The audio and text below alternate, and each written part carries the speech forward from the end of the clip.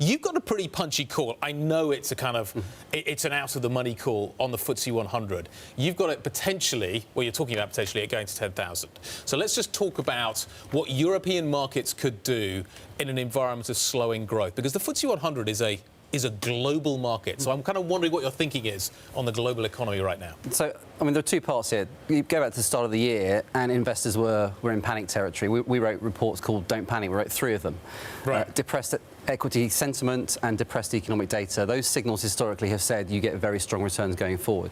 We've had strong returns. Now what? How can you build a bull case? And for European shares, UK shares, you need 2 things.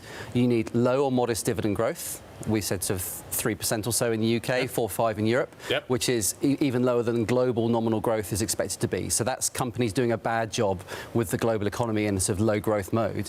And then you need share prices to reconnect to the underlying dividend trend. So what's happened over the last 2 years and over the last 12 months is that we've had a significant derating of equities in the UK, in Europe, partly because of politics.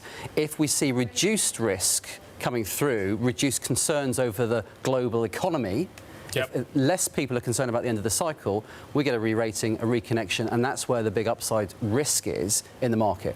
You have Larry Fink out there talking about the melt-up. Yep. It's very, very sort of similar to that thesis. Year to date, FTSE's up 10%, CAC's up 17%, DAX is up 16%. These are nice numbers. If you told me at the end of the year that you'd made me 17%, I'd be pretty happy.